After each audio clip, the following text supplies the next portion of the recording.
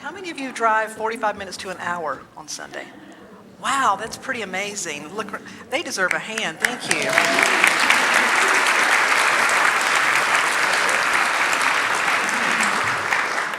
And so I want to take a minute and ask you to turn, and you see the cameras in the back, just to wave at the camera. We're starting to get letters from people that different states and different places that are tuning in online. So welcome from wherever you're tuning in today. And thank you for being here. And I'm not welcoming this frog that's in my throat, so it can leave any time now. There's a story that was told about a gathering of people that came together. They were sharing a meal, and someone put a note down by a stack of apples that said, "Only take one apple, please. God is watching." And at the other end of the table, there was a stack of cookies, and so a little kid got a sign and said, "Take all the cookies you want. God is watching the apples."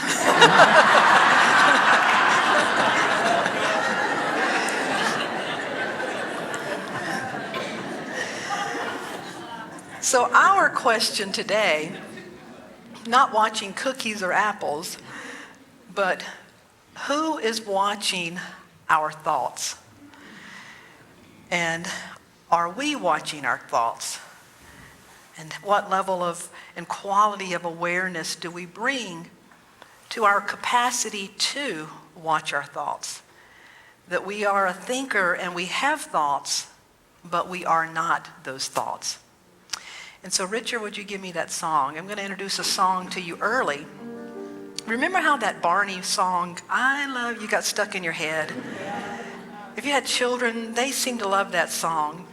Well, this is going to be a spiritual Barney tune that we hope gets into our consciousness this week, that will become a mantra and a way for us to practice bringing awareness to our capacity as a thinker. And it goes like this. Would you take that slide off? We don't have the words to this yet.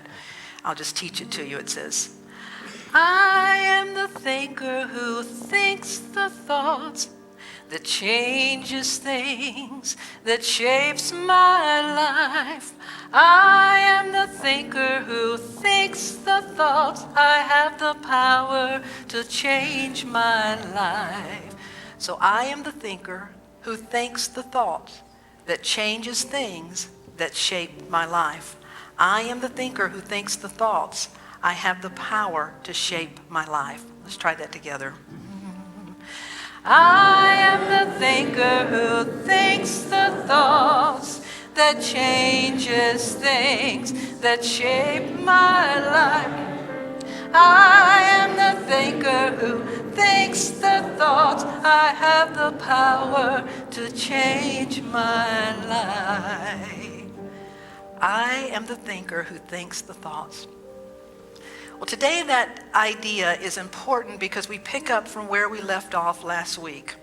Last week, if you were here, we started a 4-part series that is based on unities, the 5 basic ideas that we find in unity. And if you may remember those in a nutshell are, say it if you remember it with me. God is, I am, think it, pray it, live it. So let's do that again. God is, I am, think it, pray it, live it. Last week we talked about 1 and 2, God is, I am, which is the theory basically. It has to do with the nature of God and the nature of humanity. And we said that if God is all that is, the creative presence, and the nature of God is life-affirming, and therefore we can say that God is good. And then if we are created in the likeness and image of God, and we are too good, what else could we be made of? And so that we and God are one. We share in that nature. And last week we talked about that what we call good and evil are really 2 ways of demonstrating the one power and the one presence. And it is we who, through our free will, can demonstrate this power for purposes of good or purposes of what we call evil. And so we talked about God is and I am. And so this week we come to the 3rd one, to think it, the power of our thoughts. Now that's kind of been a trendy thing. Remember What the Bleep Do We Know, The Secret. There's been a lot of things in the past few years about our thoughts. And it's been heralded as something that changes your life to being debunked as sort of a New Age idea. But what I want us to realize is it's not a New Age idea. It's an idea that's been around for a long, long time. Interestingly enough, Earl Nightingale, does anybody recognize the name Earl Nightingale? In 1956, made a record. And the record was called The Greatest Secret. But it was not a musical record, it was a spoken word record. And the greatest secret, he said, was what we think is we become what we think about. And so this idea has been around for a long time. In Unity, would you give me the first slide? What we think is called the law of mind action. Thoughts held in mind produce after their kind. That's kind of a catchy way that Unity says this law of mind action, that as we talked about last week, these principles are not Unity's principles, they are universal principles, just like the law that 2 + 2 = 4. Anybody can apply that law and it works. The laws that we're talking about, these spiritual principles, can be applied to any life and can be applied by anyone. So the law of mind action, would you show me the next slides? 2,500 years ago, the Buddha said, what you have become is a result of what you have thought. 2,000 years ago, Jesus said, let it be done unto you as you so believe. From the Old Testament, as a man thinks in his heart, so is he. From the Emerald Tablet, which is believed to have been written 3,000 to 5,000 years ago. Man is only what he believeth, a brother of darkness or a child of the light. Come through into the light, my children. Walk in the pathway that leads to the sun. And then the next one, from quantum theory, what science is now telling us. Thoughts and emotions are energetic expressions of human consciousness. Your thoughts are the currencies with which you exchange energy with the universe. Isn't that beautiful? Amen. And then one of my favorites, Ram Dass. If you keep examining your mind, you will come to see that the thoughts of who you are and how it all is are creating the reality that you are experiencing. You see, all of these are saying basically the same thing. And so the way Unity says it is, thoughts held in mind produce after their kind. Would you say that with me? Thoughts held in mind produce after their kind.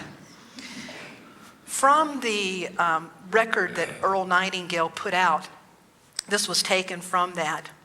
In the soil of your mind there exists a garden. And in your life, you bring forth and harvest the seeds each day. The thoughts and ideas you think are those seeds, which create your reality. And your experiences are the fruit of your own imagination. The soil is impersonal and impartial. It always says yes. If you plant a tomato seed, the soil does not judge it unworthy and grow a cantaloupe instead. The soil responds yes. The thoughts you think and the beliefs you hold are the conscious and unconscious seeds that you plant in your life. Once you understand this, you can consciously direct the flow of good into your life by choosing the thoughts you think. This idea may seem strange at first, and your thoughts may seem to be beyond your control. How many of you have discovered that your mind has a mind of its own? Yeah. But truly, life is a product of the thoughts you choose to think. Maybe a better way to say it is the thoughts we allow to go uncensored within our own thinking. If you change your thinking, you change your life. And that just as a seed is planted in a soil, in our life we may call that soil our consciousness or our awareness that these seed thoughts are taking root in our life. And so this song again, would you give me that note? I am the thinker who thinks the thought that changed my life, that shapes my life. I am the thinker who thinks the thought. I can change my thinking, I can change my life. That we are the thinker who thinks the thought. Dr. Brene Brown, the researcher from the University in Houston, who's done a lot of research recently on shame and worthiness, did an exhaustive research of a number of individuals and found there were basically, people could be divided into two groups. Those who believed they were worthy and those who lived with a sense of worthiness and gratitude and abundance in their life. Whatever they needed, they lived with that. And other people who seemed to struggle for those things. She found out that there was only one difference, that it didn't matter where they came from, what country, what religion, what age, what socioeconomic place they were, that the difference between those who had love and acceptance and whatever they needed in their life and those who did not, there was only one universal difference. And that one universal difference was those who experienced worthiness and acceptance believed they were worthy of it. They believed they had it. They believed it was available to them. So this power of belief is incredible. And I believe that there's a scripture, would you give me the next slide, that says, do not be conformed to the patterns of this world, and you could say to the thought patterns of this world, but be ye transformed by the renewing of your mind. I underline the ing because it is a daily, minute by minute, thought by thought process. By the renewing of your mind, then you will be able to establish and prove the promise and perfection of God in your life. Would you hand me the book in that bag? There's a recent book that came out. I always like when there is a book that is based from an educator or a scientist that reinforces the things that we're talking about. This is a book titled Mindset by Dr. Carol Dweck. She is a renowned psychologist at Stanford University. This entire branch of psychology focuses on the power of beliefs and how they shape our life. She began by doing a study, and she talks in the book, she begins by talking about this study. She says, I brought children one at a time in a room in their school. I made them comfortable, and then I gave them a series of puzzles to solve. The first ones were fairly easy, but the next ones were hard. As the students grunted, perspired, and toiled, I watched their strategies and probed what they were thinking and feeling. I expected differences among the children and how they were coping with the difficulties, but I saw something that I never expected. Confronted with the hard puzzle, one 10-year-old boy pulled up his chair, rubbed his hands together, smacked his lips, and cried out, I love a challenge. After sweating away on these puzzles, looked up with a pleased expression and said with authority, you know, I was hoping this would be informative. 10-year-old. She went on to write, what was wrong with this child? From there, and doing years of study and research, she said that there are two mindsets. It is either a mindset that is fixed or a mindset of growth. Now, which one do you think she said is the one we want to have? The growth. And that in different areas of our life, for example, we may have a fixed mindset about things we can do physically. We may have a growth mindset about things we can do intellectually. We may have a fixed mindset about how we show up in relationships. We may have a fixed mindset about how much money we can make. We may have a fixed mindset about our capacity to change. And then we may have growth mindsets about the other. But bringing that level of awareness, that realizing, am I approaching this with a fixed mindset or a growth mindset? Because you see, a fixed mindset says that this is all I am right here. I can't change. A growth mindset says, God is, I am. And if God is all there is and I am part of all that is, then I'm not static, I'm not stuck, I can change. And so when we're talking about our thoughts, it's really important to always remember that our thoughts can never be separated from one and two. What do we believe about the nature of God, and what do we believe about the nature of ourself? Because every thought in every situation, no matter what the situation or what the thought, it's really stemming from what do we believe about our capacity to change, and what do we believe about how life works. She went on to say, as soon as children become able to evaluate themselves, some of them become afraid of challenges. They become afraid of not being smart, not being good enough, not fitting in, not being whatever they think they're expected to be when they're faced with a challenge. We offered 4-year-olds a choice. They could redo an easy jigsaw puzzle, or they could try a harder one. Even at this tender age, children with a fixed mindset, the one who believed in fixed traits, stuck with the safe one. Kids who are born smart don't do mistakes, they told us.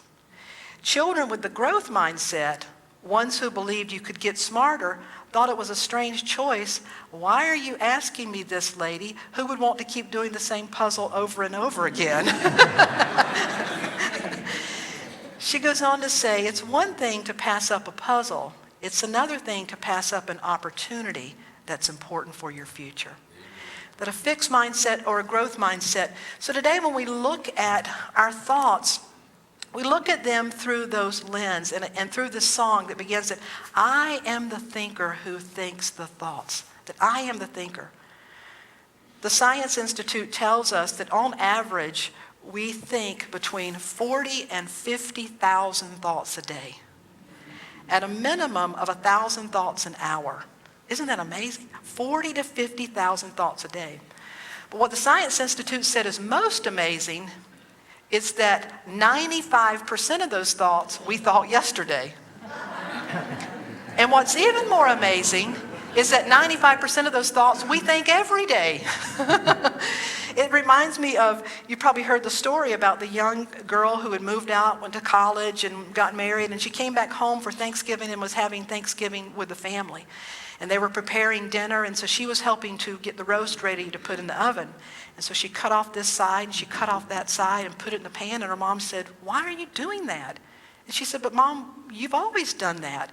And her mom said, yeah, but that's because I didn't have a pot big enough to hold the roast when we were growing up. It's like, why do we do the things why are we doing those things? We just keep doing them over and over again. There's another interesting study that was based on some research with chimpanzees. They put 5 chimpanzees in a room with a pole with a tag of bananas at the top. And as soon as they put them in the room, the first monkey that spotted the bananas started up the pole. But they spritzed all the monkeys with ice water. And so the monkeys scurried down the pole.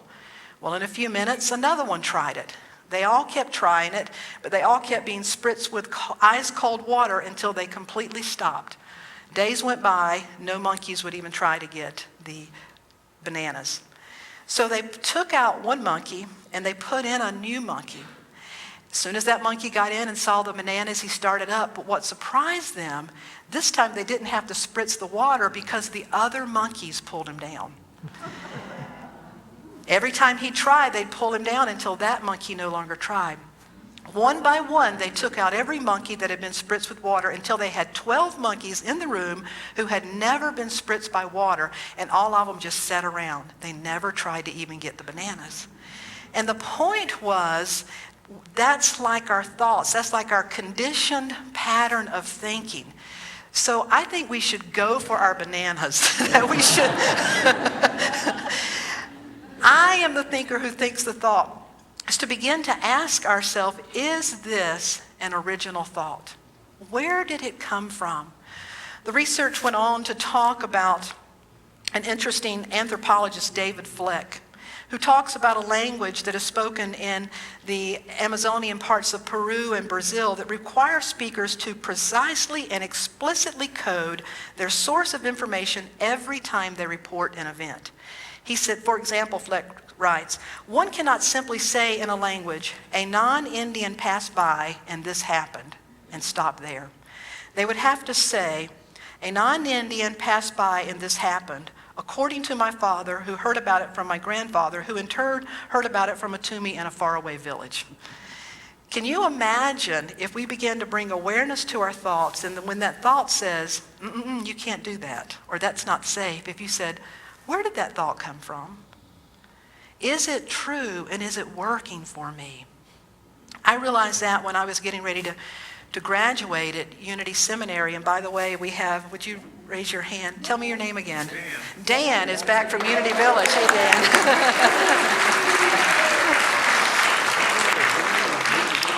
When I was finishing up at Unity Village, we graduated in June, but starting in March, you could begin to send out resumes. And so we were strongly encouraged to find at least 3 churches that we were interested in, send out 3 resumes, and apply. Well, I looked, but there was clearly only one church, and I was clearly drawn to that one. So I trusted myself, I followed my guidance, and I applied to that one church. Then I began to hear that other classmates were applying for that church. Then I began to feel defensive, and I began to get worried. And I found myself waking up at night thinking, well, am I doing the right thing? My instructor said I should apply for 3, and I went back and looked, and I thought, well, it just feels like a waste of time. If I know I'm not drawn, why would I go through this? Why would I put them through this? But then I kept having those thoughts. So when I took it into meditation, what I realized, what was revealed to me, I had an old thought that said, you can't have what you want. Now, where did that come from? I don't know. How many of us as a child were ever told you couldn't have something you want? Well, of course we could. And how many times when we get up to a buffet do you tell yourself, you can't have what you want. You should not have that 3rd piece of coconut pie, whatever it is. That's a part of being healthy. You can't have what you want. But this was ingrained in me at a level that was starting to make me second guess myself. And so the gift in this, I was beginning to realize, wait a minute, this is a thought that's coming up that's making me feel like I need to put a backup plan. And I was competing with my own self energetically. Well, it was right about that time. Would you raise your hand from Unity of the Triangle? These folks were in my home church when I was at Unity of the Triangle. I got a letter right at the time I was going through this conundrum in my head about what to do. I got a letter from someone in Unity of the Triangle. They sent me a card and a note and just said, congratulations, we're so proud of you for going through that program. And in the card it said, just remember that your life is not shaped by what appears to be available. Your life is shaped by the vision you hold. Right at a time I needed to have that, and I thought, wow, my life is shaped by the vision I hold. And so I stopped worrying about competing. I stopped worrying about who else was applying for that church. I clearly stayed connected and said, this is mine to do. I clearly feel called to this. I'm going to go for it. I'm going to go for what I want. It was important for me to say, this is what I want. This is what I believe in. This is what I believe I am worthy of. And I went for it. And when I went for it, I had to let go of attachment, because then I realized if I don't get it, it's okay. It's just leading me to another step. Incidentally, it happened to be Unity of Lawrence. And it was where I was to be, and I was hired as the minister of that church. But I learned something very important. I was like one of those monkeys in the room that was not going for what I wanted, and yet it made no sense to me. And so I would ask you, where in your life are there thoughts that are shaping your life, shaping your choices, and yet if you really question that thought, you don't believe it? And to realize that I am the thinker who shapes those thoughts. I can choose my thinking. There's a wonderful story in the scripture that is found in John. The story is referred to as the Pool of Bethesda. Bethesda in Greek, first of all, means house or place of outpouring. So I want you to look at this story symbolically, because all of these stories refer to attributes of who we are. So this is about a man who had been crippled for 38 years. He was going to a place called Bethesda because, as the legend had it, every so often an angel would stir the waters at Bethesda, and the first person in the water would be healed. Now this man was there by the water wanting to be healed. Bethesda, as I said, means house of outpouring. Bethesda represents that part of us, the infinite, that God is, I am. To keep ourselves in that place where the Spirit of God is always outpouring. But the interesting thing in this place called Bethesda is there were also 5 porches. Those 5 porches represent our 5 senses. That in this physical world we live, and sometimes we are influenced, just like that card said, remember, your life is not shaped by what appears to be available. Your life is shaped by the vision you hold. That our senses will tell us one thing, our senses will inform our thoughts, but yet there is this place of outpouring that ideally will inform our thoughts.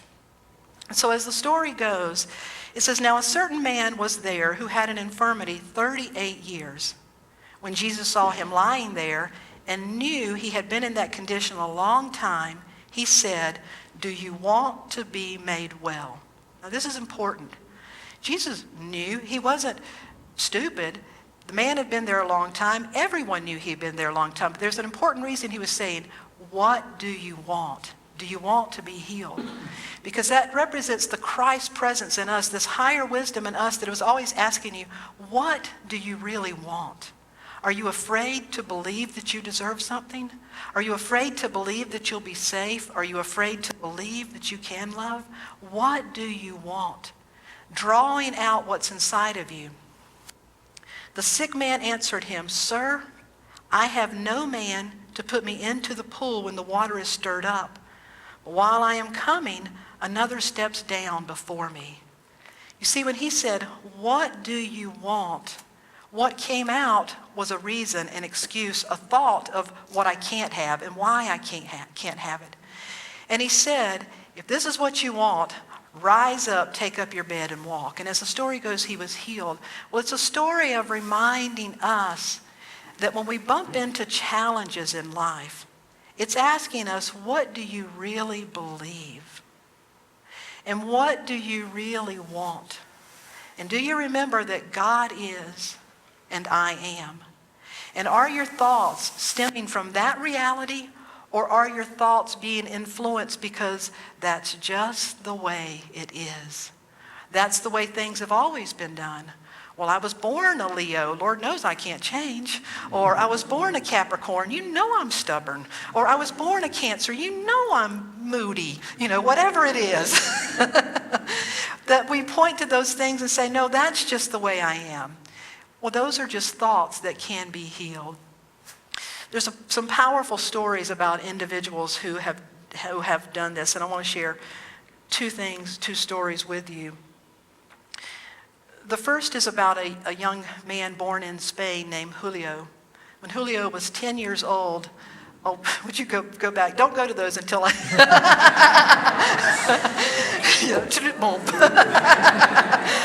Forget you saw that. Maybe I should just go to the next one.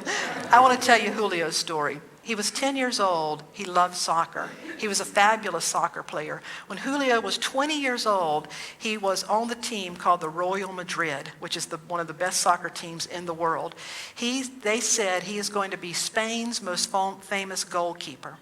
At 20 years old, here he is, just hired by this team, his dream coming true, and he's in an automobile accident, and they say he's paralyzed for the rest of his life. At best, it would take him years to recuperate. 20 years old, he's in the hospital, he's devastated. One day a friend comes in who's been visiting and just sees how discouraged he is, and he sees Julio just staring at the closed door. And he said, Julio, you can stare at that closed door for the rest of your life, or you can realize that your mind is not closed. And if your mind is not closed, if you can open your mind and open your heart, you can still have a life. And so he really began to engage the physical therapy, and he worked trying to rebuild and gain in his legs. The pain was so excruciating, a nurse came in and brought a guitar. He started writing. He started learning to play to help pass time away and to help manage the pain. 5 years later, he won a little contest, and he wrote a song that said, life goes on as usual. Well, today, as you just saw, this man is Julio Iglesias. He is known as one of the top singers in our world. He's 30 million records in 14 different languages. He's considered the best-selling Latin music artist in history. Now, can you imagine if he would have not been able to get over that thought, that closed door? I want to tell you about another one. Don't go to the slide yet, please. That's not his fault. That's mine. I didn't tell him ahead of time. There's another young man named Steve. Steve stuttered terribly. In elementary school, they called him Va-Va-Va-Boom because when he was in the second grade and he was trying to say volcano, he was stuttering Va-Va-Va. And so in the second grade, he earned the name Va-Va-Va-Boom. And he never got over that name. Well, when he was in the fifth grade, still stuttered terribly, one of the teachers asked all the children to think about what they wanted to be when they grew up and to write it in a little paper. He turned his in, and the teacher called him forward, and he said he felt very proud of what he had written. And the teacher said, "Steve, you have written here something that is impossible for you. What makes you think you can be on television and make people laugh?" And through his stuttering, he tried to say, "I saw a man on television that made people laugh, and that's what I want to do." And she said, "Steve, you need to write another paper, son. You can't do that." Now, thank goodness most teachers don't do that. But how many of us have inherited thoughts or somehow or another somebody rained on our parade and said, "You can't do that"? He took it home and he was upset, and he was sitting down, and his father saw what he was doing, and he told his father what had happened. And his father said, "Son, you can let what other people believe about you shape your life, or you can let what you know about you and what I know about you and what God knows about you shape your life." He said, "You put that paper in your top drawer, and every day you think about who you are going to be." And Steve said he did that, but as the years went on, he was still being ridiculed. He forgot about it. He dropped out of college. He was fired from 11 different jobs. He lived in his car for 3 years. And finally, one day, he remembered, about the time his dad died, he remembered what his dad said. "You can let what other people think about you shape your life, or you can let what you think about you and what I know about you and what God thinks about you shape your life." He remembered his dream of making people laugh and how he had always felt like that was what he was born to do. So he went to an amateur night and he began to talk to people. Today you may recognize him. Would you give me the next slide? Steve Harvey. The Family Feud. He's been on a number of shows. What both Steve and Julio talk about, would you give me that song again, is the power of our thoughts. You see, to me, this is so important for children of all ages. Because we can either have a fixed mindset that says that's just the way things are, that's just how I am, or we can have a growth mindset that says, God is, I am. And I'm going to let everything I thought be anchored in that truth, be anchored in that reality.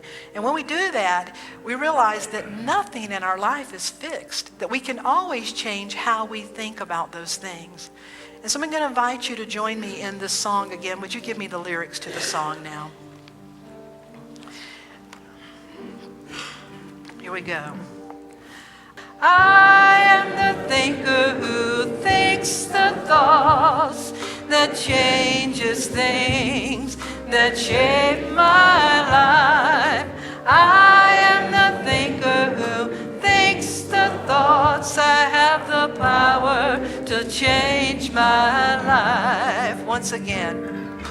I am the thinker who thinks the thoughts that changes things, that shape my life.